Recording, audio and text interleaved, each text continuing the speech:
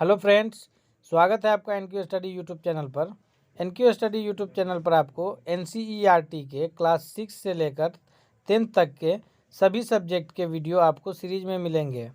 इसलिए अगर आपने अब तक हमारे यूट्यूब चैनल को सब्सक्राइब नहीं किया है तो पहले सब्सक्राइब कीजिए और बेल आइकन को दबाइए ताकि सबसे पहले वीडियो आप तक पहुँचे।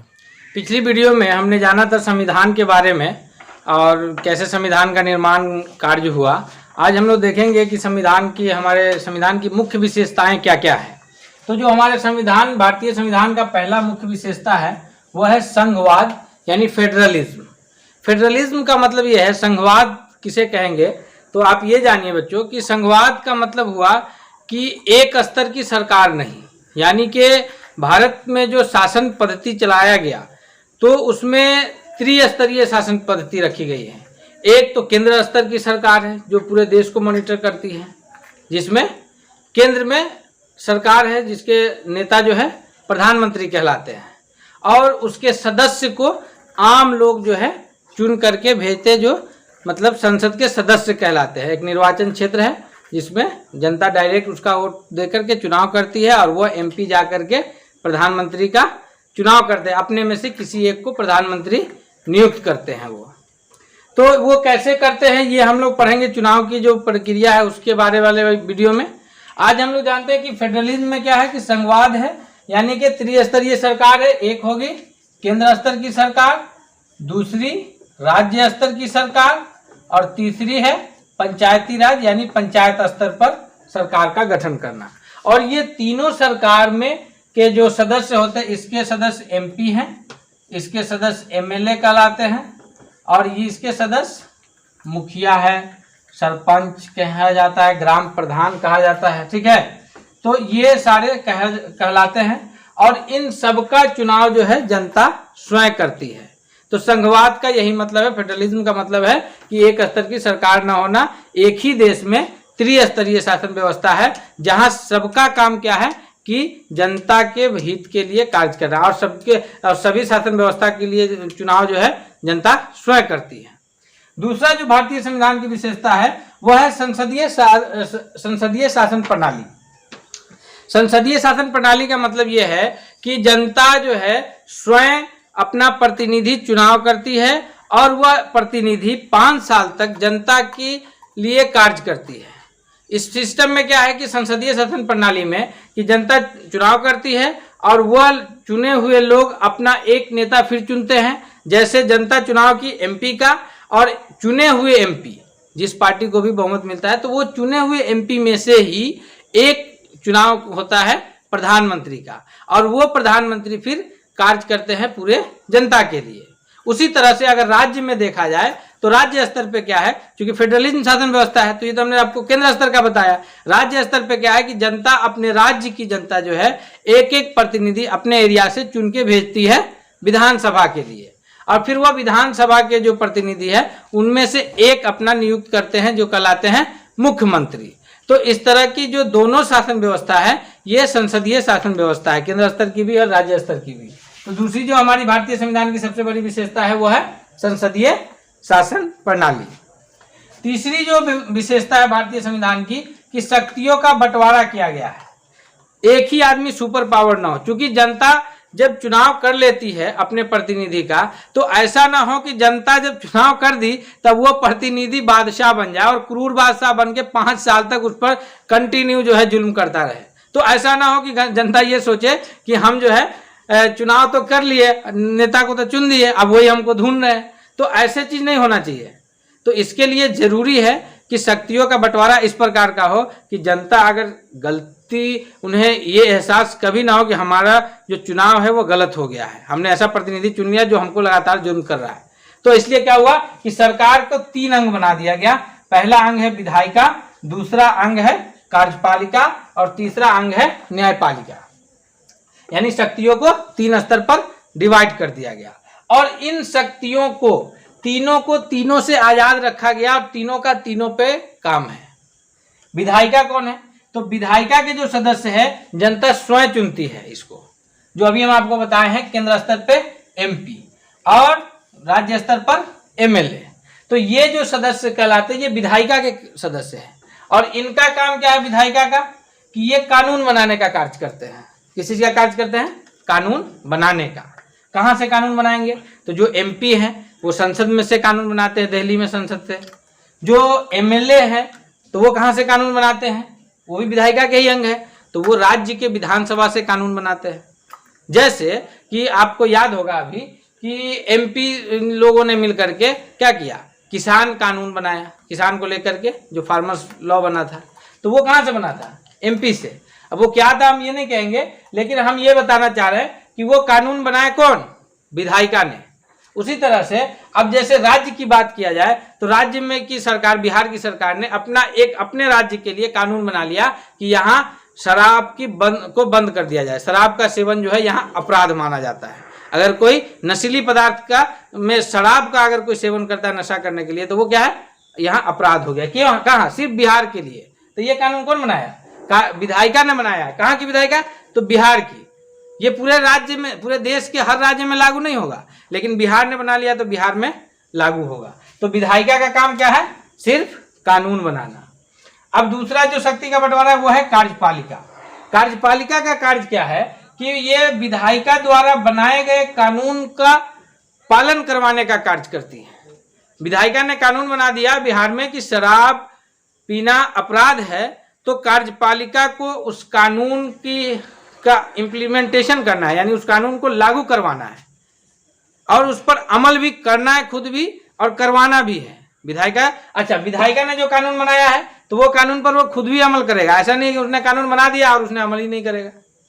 तो अब कार्यपालिका का काम क्या है, उस कानून को लागू करवाना। तो कार्यपालिका के अंग कौन कौन हो जाएंगे, जिला में डिस्ट्रिक्ट मजिस्ट्रेट, डीएम है, एसडीएम है, बीडीओ है, एसपी है, ये लोग जो है ये कार्यपालिका के लोग हैं। इनका काम क्या करना है, इनका काम करना है कि जो विधायिका द्वारा बनाया गया कानून है उस कानून को लागू करना और उस पर स्वयं भी अमल करना और लोगों से अमल करवाना भी पहला काम है। दूसरा काम ये भी है कि अगर कोई किसी का हक मार रहा है, जो बुनियाद आगे हम पढ़ेंगे मौलिक अधिकार में, या किसी का कोई शोषण कर रहा है, तो उसको भी संरक्षण देने का कार्य कौन करेगा, कार्यपालिका करेगा। यानी इंडिया में जो अगर सब कोई बिना डरे रह सके खुशी से, तो वो माहौल बनाने का कार्य, कोई अगर मजबूत है तो उसको डर बना रहे कि हम किसी कमजोर पे जुल्म ना करें, ना तो हमारे ऊपर कार्रवाई हो सकती है, ये काम करता है कार्यपालिका। और कार्यपालिका स्वतंत्र है विधायिका से।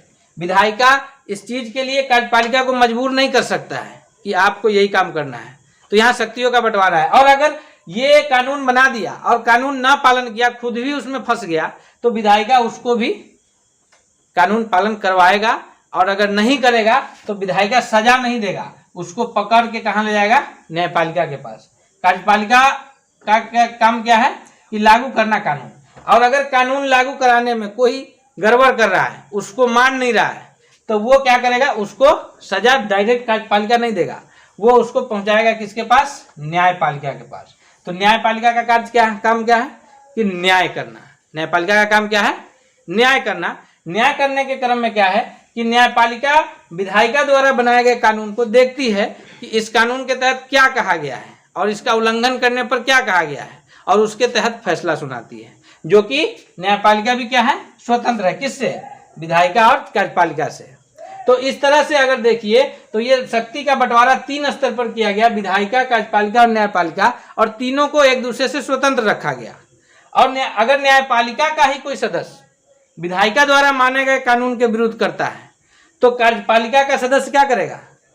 मान लिया कोई अगर जज साहब शराब पी रहे हैं, तो जो डीएम साहब होंगे वो क्या करेंगे, एसपी को भेज करके जज साहब को गिरफ्तार कराएंगे और फिर दूसरे जज साहब के सामने जज साहब को ही पेश किया जाएगा कि ये शराब पीते पकड़े गए हैं, और फिर उनको जज साहब जो है फैसला सुनाएंगे। ऐसा नहीं कि अब जज साहब शराब पी रहे हैं तो विधायक जी जो है उनका फैसला कर दिए, ऐसा नहीं हो सकता है।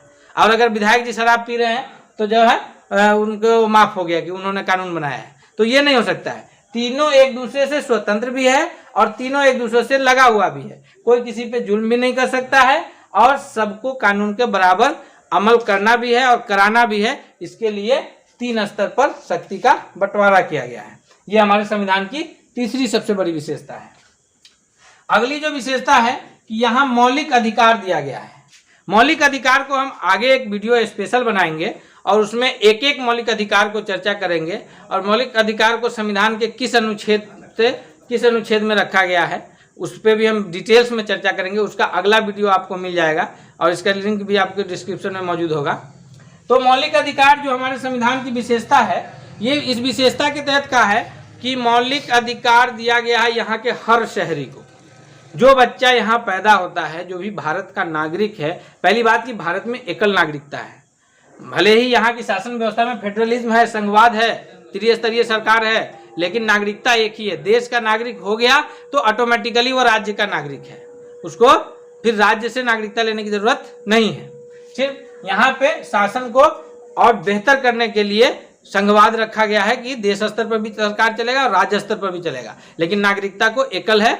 भारत का नागरिक है तो राज्य का भी नागरिक है, गांव का भी नागरिक है। ठीक है, तो यहाँ पर मौलिक अधिकार है कि जो भी भारत का नागरिक है उसको 6 मौलिक अधिकार दिए गए हैं, जिसमें समानता का अधिकार, समता का अधिकार, समानता का अधिकार, स्वतंत्रता का अधिकार, धार्मिक स्वतंत्रता का अधिकार, शोषण के विरुद्ध अधिकार, इस तरह से 6 मौलिक अधिकार दिए गए हैं। इसको हम डिटेल्स में आगे चर्चा कर लेंगे।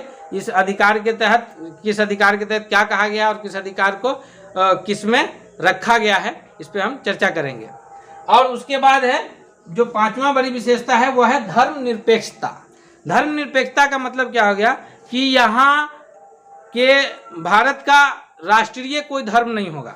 जो हमारा देश हिंदुस्तान है, इसका अपना कोई मजहब, राष्ट्रीय मजहब नहीं होगा, यानी यह देश धर्मनिरपेक्ष होगा, जिसको सेक्युलर कंट्री कहते हैं। धर्मनिरपेक्ष में क्या होगा कि हर मजहब के मानने वाले लोग अपने मजहब को अपने मजहब के हिसाब से मना सकते हैं।